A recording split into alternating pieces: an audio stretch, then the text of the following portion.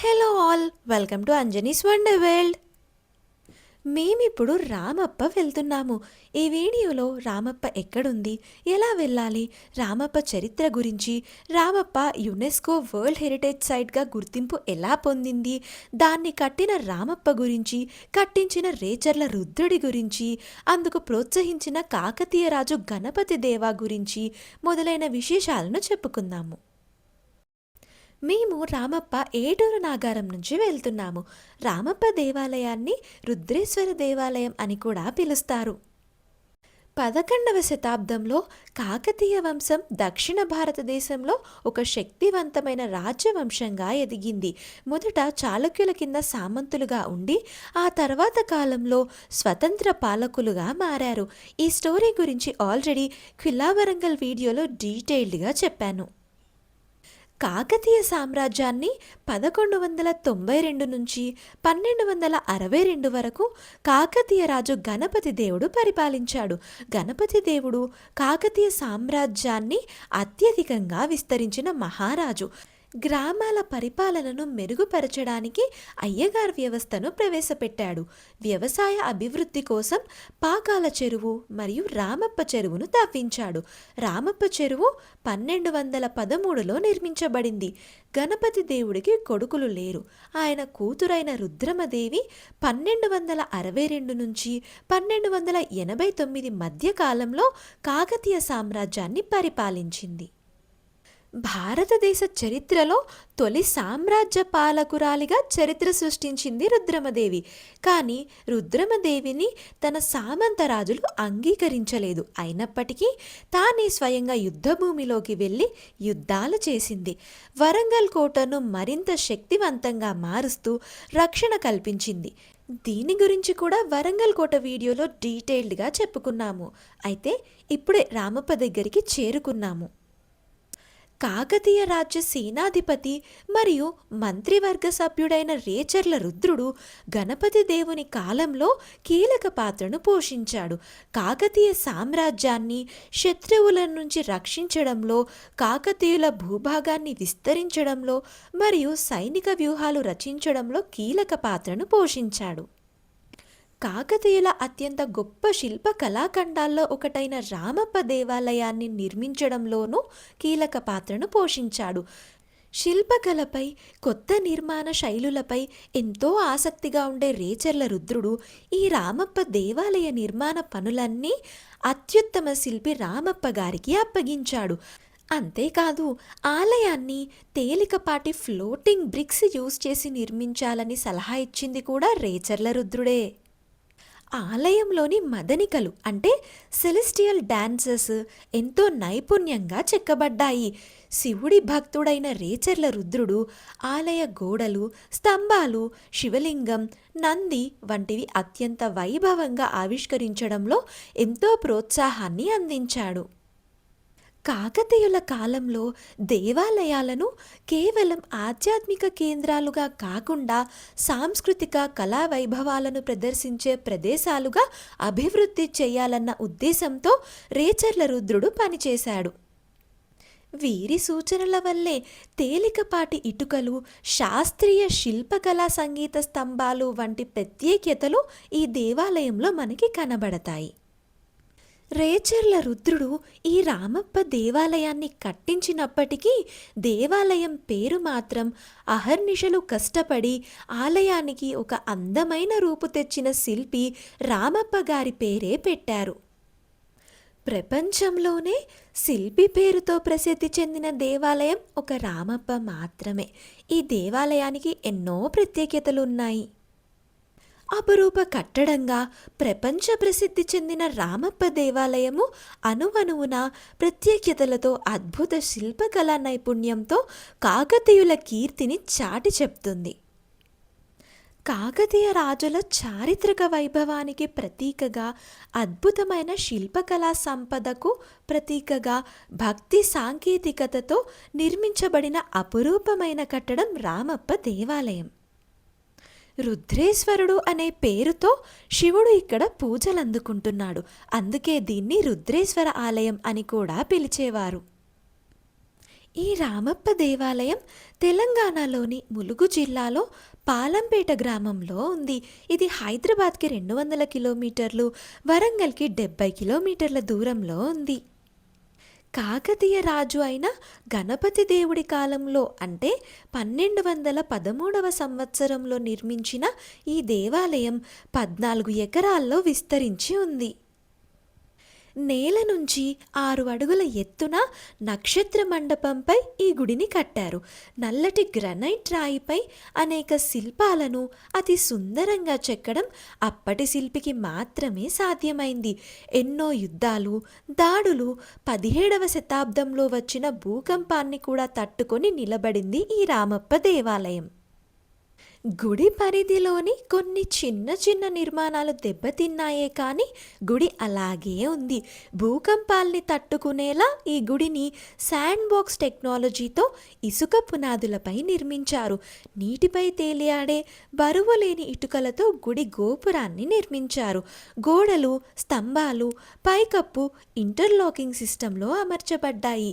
దీనివల్ల భూకంప సమయంలో కూడా శిల్పాలు, నిర్మాణ భాగాలు విడిపోకుండా ఉంటాయి. ఆలయ నిర్మాణంలో వాడిన డోలమైట్ రాక్ తేమను అధికంగా గ్రహించదు. వాతావరణ మార్పులను తట్టుకొని నిలబడుతుంది.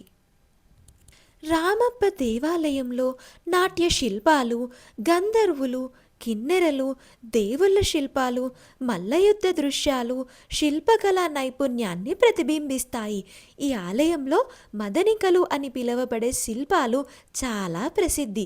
12 మదనిక విగ్రహాల్లో 11 విగ్రహాల మొగ్గలు విరగ్గొట్టారు. ఒక్క మదనిక మాత్రమే చెక్కు చెదరకుండా అలాగే ఉంది. ఈ 12 మదనిక విగ్రహాల్లో ప్రతి ఒక్కదానికి ఒక స్పెషాలిటీ, ఒక ఎమోషన్ ఉంటుంది.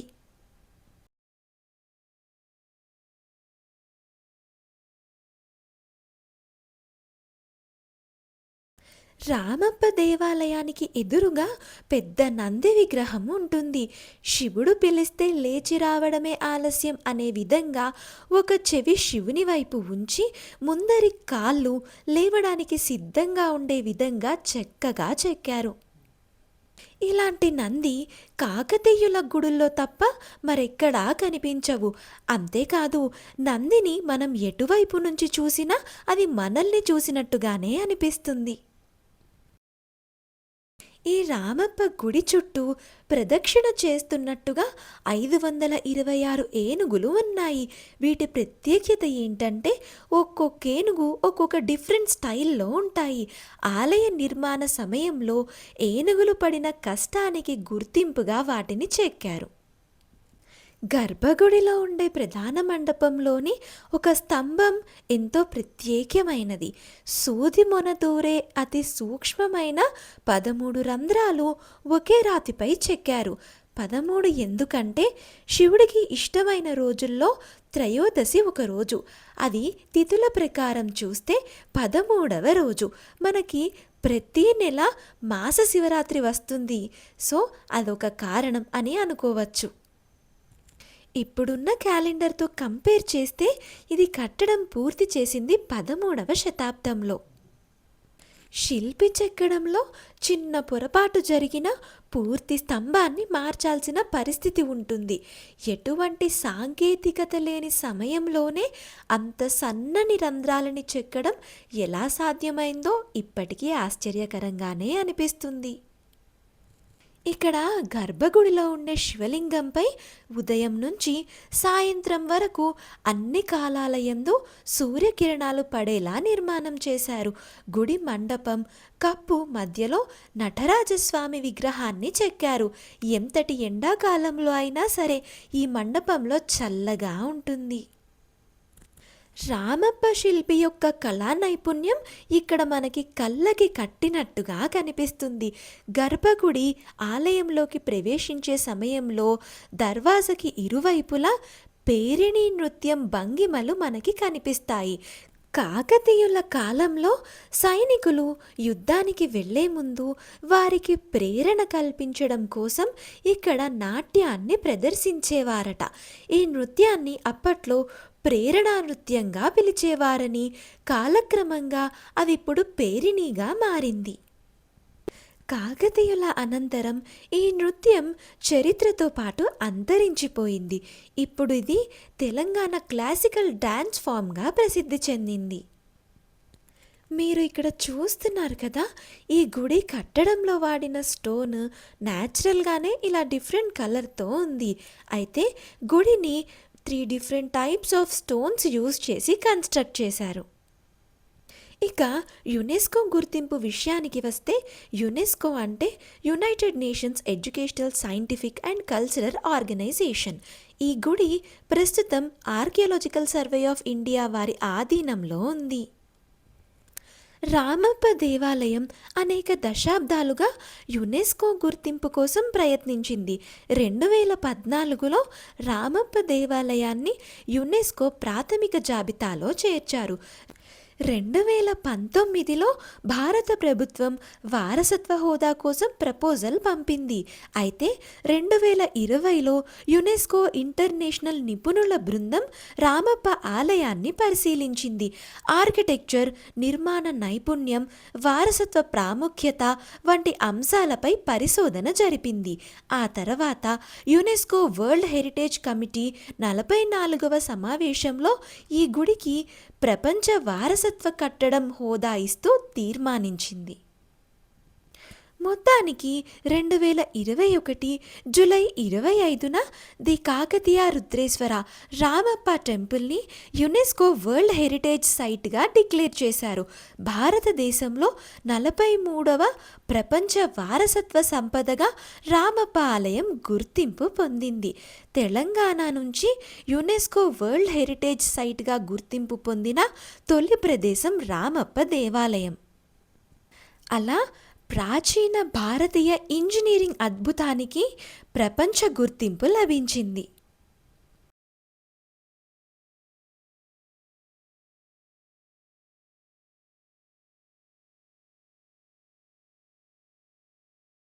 ఇక రామప్ప శాసనం విషయానికి వస్తే, ప్రతి గుడి నిర్మాణానికి కొన్ని శాసనాలు ఉంటాయి. దాడుల వల్ల వాటిలో కొన్ని పాడవుతూ ఉంటాయి. అయితే ఈ గుడికి సంబంధించిన శాసనం పాడవకుండా ప్రత్యేకంగా ఆ శాసనం కోసమే ఒక మండపాన్ని కట్టించారు. సంస్కృత భాషలో, తెలుగు, కన్నడ శాసన లిపిలో గుడి చరిత్రతో పాటు దాన్ని కట్టించిన రేచర్ల రుద్రుని వంశ చరిత్ర కూడా రాసి ఉంది.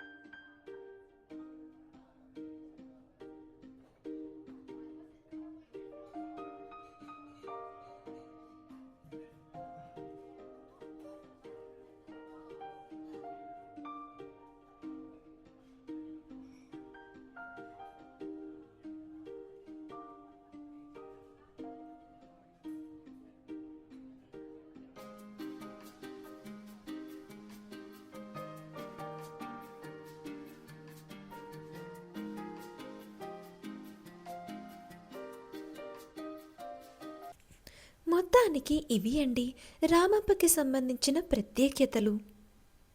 ఈ ట్రిప్‌కి సంబంధించి ఐటినరీ కావాలంటే కామెంట్ చేయండి. షేర్ చేస్తాను. ఈ చుట్టుపక్కల చూడదగిన ప్రదేశాలు చాలానే ఉన్నాయి. వాటికి సంబంధించిన డీటెయిల్స్ అన్నీ లొకేషన్ లింక్స్‌తో పాటు డిస్క్రిప్షన్ బాక్స్‌లో ఇచ్చాను. క్లిక్ చేసి వెళ్ళి చూడండి. ఈ ట్రిప్‌కి సంబంధించి మీకేమైనా డౌట్స్ ఉంటే కింద కామెంట్ చేయండి. క్లియర్ చేయడానికి ట్రై చేస్తాను. మళ్ళీ ఒక ఇంట్రెస్టింగ్ టాపిక్‌తో నెక్స్ట్ వీడియోలో కలుద్దాము. Thank you for watching the video. Do like, share and subscribe.